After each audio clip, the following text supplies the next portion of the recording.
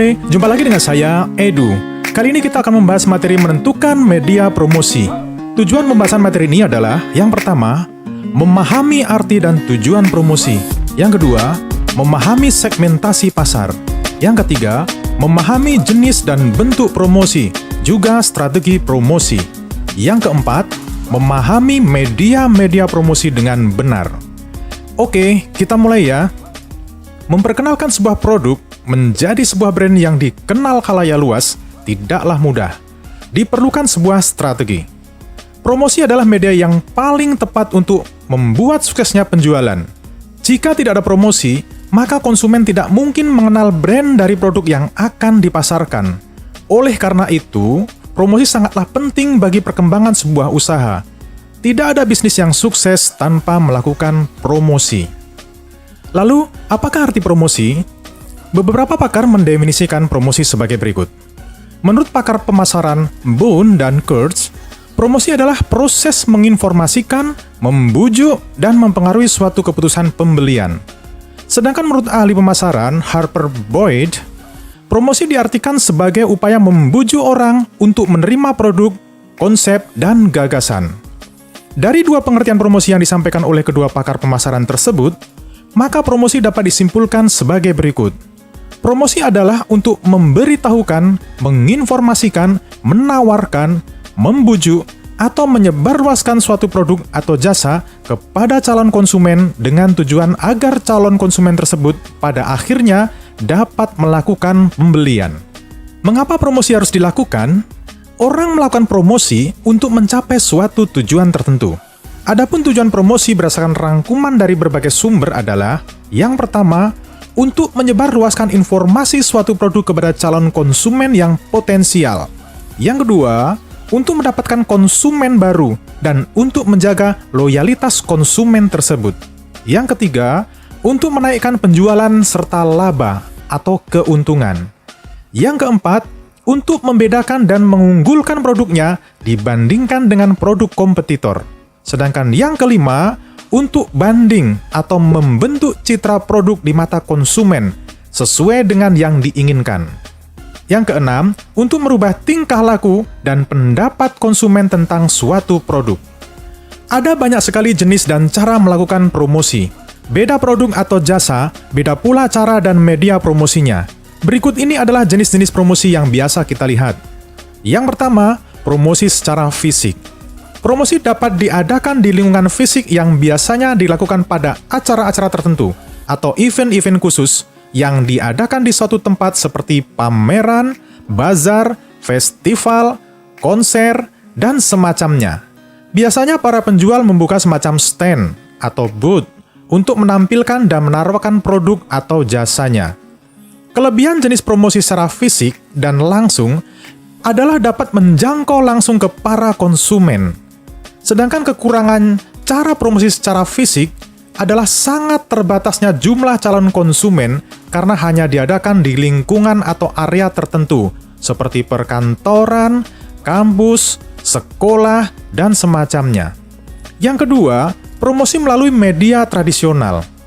Promosi ini dilakukan melalui media cetak seperti koran, majalah, tabloid, dan sejenisnya, serta media elektronik seperti radio dan televisi, serta media di luar ruangan seperti iklan banner atau papan reklame atau papan billboard.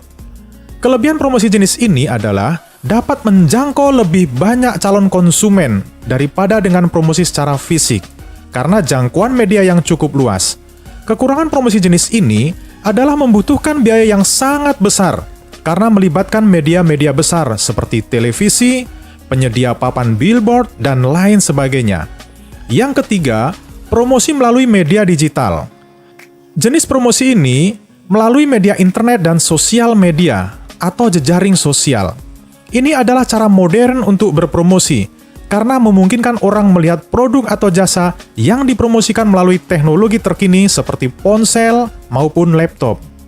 Kelebihan promosi ini adalah dapat menjangkau orang yang sangat luas dan waktu dan biaya yang efisien. Kekurangannya adalah banyak sekali kompetitor atau pesaing yang ikut bermain di dalamnya. Ini berarti para pemasar mempunyai tugas yang cukup berat agar lebih kreatif lagi dalam melakukan promosi melalui media digital agar menarik calon konsumen dibandingkan kompetitor. Dari beberapa jenis promosi tersebut, promosi melalui media digital adalah yang paling banyak dilakukan saat ini, karena faktor efisiensi biaya dan penyebarannya yang sangat luas dan relatif lebih cepat. Berikut ini adalah contoh langkah-langkah melakukan promosi, yaitu yang pertama, melakukan promosi. Kenalkan produk kepada konsumen dengan cara kreatif agar menarik konsumen. Pengenalan produk tersebut dapat melalui media cetak, misalnya surat kabar, majalah, brosur, pamflet. Melalui media elektronik, misalnya televisi, internet, media sosial, atau dari mulut ke mulut. Yang kedua, memilih lokasi yang strategis. Pemilihan lokasi juga merupakan faktor penting dalam memasarkan produk. Pilihlah lokasi yang mudah dijangkau oleh pembeli. Pastikan juga lokasi tersebut ramai dan dilewati orang, sehingga pembeli tahu di mana tempat produk tersebut dijual. Yang ketiga, kenali pelanggan. Tentukan target pasarnya. Sesuaikan produk tersebut dengan target pasarnya, yaitu konsumen. Jika akan menjual sebuah produk yang gayanya disukai oleh anak muda, maka targetnya adalah para remaja. Contoh, busana atau sepatu model Korea, atau sering disebut dengan Korea Style. Maka target pasarnya adalah para remaja. Yang keempat, menggunakan internet marketing. Platform internet marketing saat ini jumlahnya cukup banyak. Misalnya website, blog, Facebook, Instagram, YouTube, dan lain-lain. Dengan menggunakan internet marketing, maka produsen dapat berinteraksi langsung dengan konsumen tanpa dibatasi ruang dan waktu. Yang kelima, memuaskan konsumen. Jalinlah hubungan yang baik dengan konsumen, karena pembeli harus dilayani dengan baik. Menjalin hubungan yang baik dengan konsumen bisa dengan cara meminta kepada mereka untuk memberi testimoni mengenai produk usaha yang dijual. Dapat juga menginformasikan produk yang baru dikeluarkan, promo yang sedang berjalan, agar konsumen menjadi loyal akan produk tersebut. Sedangkan contoh promosi adalah sebagai berikut. Yang pertama, promosi di sebuah toko dengan kalimat, dapatkan cashback Rp200.000. Yang kedua, promosi pada online shop dengan kata gratis, beli 2 gratis 1, berlaku untuk semua jenis produk. Yang ketiga, promosi di sebuah department store, eksklusif untuk 25 pembeli pertama, mendapatkan bonus e-book 10 cara bikin kue coklat. Yang keempat, promosi di sebuah restoran, tunjukkan kartu pelajar jam 12 sampai jam 15, makan minum bayar 10.000 saja. Dalam melakukan kegiatan promosi, maka diperlukan kegiatan segmentasi pasar. Apa yang dimaksud dengan segmentasi pasar? Segmentasi pasar menurut para ahli, yang pertama, Philip Kotler dan Gary Armstrong, yang mendefinisikan segmentasi pasar sebagai pembagian sebuah pasar menjadi beberapa kelompok pembeli yang berbeda. Tujuannya adalah untuk membagi pasar yang heterogen ke pasar yang homogen, di mana setiap kelompok dapat ditargetkan untuk memasarkan produk sesuai dengan kebutuhan, keinginan, atau karakteristik pembeli yang ada. Yang kedua, menurut Swasta dan Handoko, segmentasi pasar adalah kegiatan membagi-bagi pasar yang bersifat heterogen ke dalam satuan pasar yang bersifat homogen.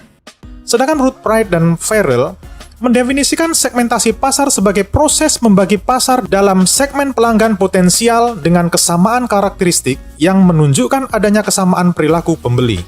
Sedangkan menurut Saladin, segmentasi pasar adalah proses pengelompokan pasar ke dalam kelompok pembeli yang potensial dengan kebutuhan yang sama atau karakteristik yang disukai serta memperlihatkan hubungan yang sama pula. Adanya segmentasi pasar bukan semata-mata sebagai teori saja, namun memiliki manfaat besar bagi perusahaan. Selain untuk mengelompokkan target pasar, ada manfaat lain yang akan diperoleh di antaranya sebagai berikut. Yang pertama, ide pemasaran lebih terarah. Dengan adanya segmentasi pasar, perusahaan tentunya akan lebih terarah dalam melakukan pemasaran, sehingga kegiatan pemasaran dapat berjalan dengan baik. Selain itu, perusahaan juga bisa mendapatkan peluang pasar baru setelah melakukan segmentasi. Yang kedua, membantu perusahaan mengatur produk. Hal ini dapat dilakukan untuk menjaga produk agar kualitasnya menjadi lebih baik. Yang ketiga, memudahkan perusahaan mengatur budget. Karena segmen pasar sudah dibentuk, tentu perusahaan dapat menentukan budget secara lebih efektif dan efisien. Sedangkan yang keempat, meningkatkan daya tarik konsumen. Tujuan dari segmentasi adalah mengelompokkan pasar sehingga lebih homogen. Jadi perusahaan dapat membuat promosi dan produk yang tepat sasaran, sehingga daya tarik konsumen lebih meningkat. Segmentasi pasar dilakukan dengan syarat-syarat yang harus dipenuhi agar efektif dan tepat sasaran. Syarat yang harus dipenuhi adalah sebagai berikut. Yang pertama, bisa diukur atau measurable. Artinya, segmentasi pasar harus dapat diukur, mulai dari besarnya, luasnya, serta daya beli konsumen di dalam segmen tersebut. Yang kedua, bisa dijangkau atau accessible. Accessible yang artinya dapat dilaksanakan. Oleh karena itu, strategi pemasaran yang telah dibuat dapat dijalankan dan memberi pelayanan kepada segmen sebaik mungkin. Yang ketiga, cukup besar atau substantial. Artinya, segmentasi pasar dapat memberi keuntungan ketika perusahaan memberikan layanan. Yang keempat, bisa dibedakan atau differentiable. Segmentasi pasar harus differentiable. Artinya, segmen yang telah dikelompokkan harus dapat dibedakan secara jelas, baik dari kebutuhan, keinginan, atau faktor lainnya. Sedangkan yang kelima, bisa dilaksanakan atau actionable. Segmentasi pasar harus actionable, yaitu harus dapat dilayani serta dijangkau sumber daya perusahaan, yang di dalam pelaksanaannya ada dasar yang harus diperhatikan seperti demografis, pendidikan, pekerjaan, dan lainnya. Segmentasi pasar tidak berdiri sendiri. Terdapat syarat-syarat agar segmentasi dapat berjalan dengan efektif. Selain itu, segmentasi juga memiliki beberapa jenis untuk menjadi pembeda dalam pengelompokan. Di antaranya adalah sebagai berikut. Yang pertama, segmentasi lokasi. Segmentasi lokasi artinya pengelompokan target berdasarkan lokasi.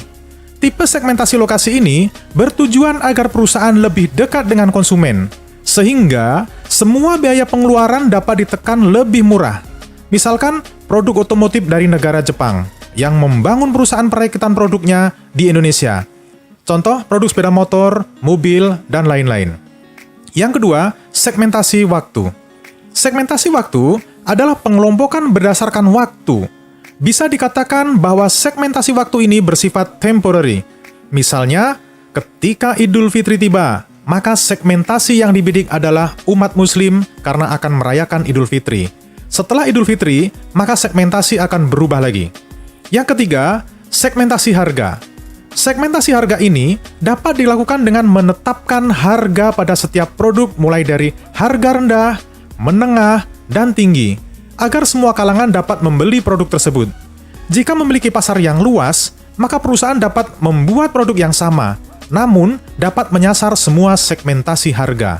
Misalnya produk sampo yang didasarkan pada konsumen dengan daya beli rendah, menengah, serta tinggi, dengan membedakan kelas sampo atau ukuran kemasannya. Yang keempat, segmentasi demografi. Segmentasi demografi didasarkan pada jenis kelamin, usia, dan penghasilan, yang menjadi faktor paling banyak digunakan dalam segmentasi demografi. Misalnya, target segmen adalah untuk konsumen perempuan, maka produk yang disediakan juga mengacu pada perempuan. Yang kelima, segmentasi psikografis. Segmentasi psikografis didasarkan pada perilaku konsumen, di mana hal ini bersifat abstrak dan memiliki anomali yang cukup besar. Dalam segmentasi psikografis, pembeli dibagi menjadi berbagai kelompok berdasarkan karakteristik psikologis seperti nilai, keinginan, tujuan, ketertarikan, dan pilihan gaya hidup untuk parameter segmentasi.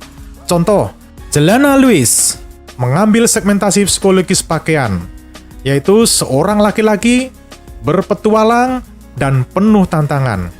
Contoh lainnya adalah produk Apple, membidik sasaran eksklusif dalam produknya dan bentuknya.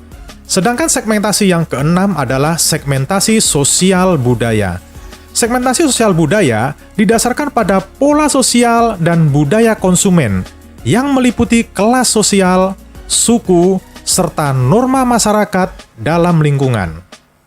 Dalam melakukan segmentasi pasar, terdapat tahapan yang harus dilakukan dengan tujuan segmentasi dapat tepat dan efektif ketika dijalankan. Tahapan tersebut diantaranya adalah sebagai berikut. Yang pertama, menentukan target pasar. Dalam tahapan ini, perusahaan akan membagi target dalam 3 kategori. Di antaranya adalah new consumer, focused consumer, dan supported consumer. Apakah target adalah pelanggan baru, menunjang bisnis dengan konsumen yang sudah ada, atau targetnya adalah konsumen yang mensupport produk perusahaan? Yang kedua, pengumpulan data, yaitu tahapan mengumpulkan data dengan penelitian, survei, diskusi, atau teknik lainnya. Tujuannya adalah untuk mendapatkan variabel pada setiap jenis segmentasi. Yang ketiga, tentukan ekspektasi. Langkah selanjutnya adalah mencari tahu semua kebutuhan calon konsumen.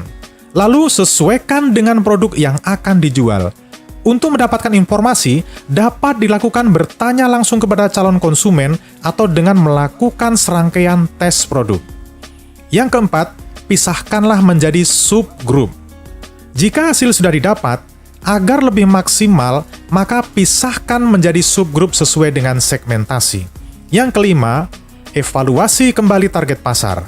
Sebelum pada tahap selanjutnya, lakukan evaluasi lagi agar target yang dibidik sesuai dengan yang diinginkan. Jika tidak sesuai, bisa segera dikeluarkan dari subgroup. Yang keenam, berikan nama segmen pasar. Agar lebih mudah mengingat dan mengimplementasikan strategi, berilah nama pada segmen bisnis tersebut. Yang ketujuh, tentukan strategi pemasaran produk. Setiap segmen pasti memiliki strategi pemasaran yang berbeda, apalagi jika target pasarnya berbeda. Jadi sesuaikan target pasar sesuai dengan strategi pemasarannya. Sedangkan yang kedelapan, evaluasi respon pasar. Jika strategi pasar sudah berjalan dan menghasilkan penjualan, diperlukan informasi respon dari konsumen, terutama mengenai kekurangan dari produk yang dipasarkan. Catat semua masukan yang diberikan konsumen dan segera lakukan perbaikan. Oke, sampai di sini materi menentukan media promosi. Untuk kelanjutan dari materi ini, akan Edu sampaikan pada video selanjutnya. Sampai jumpa!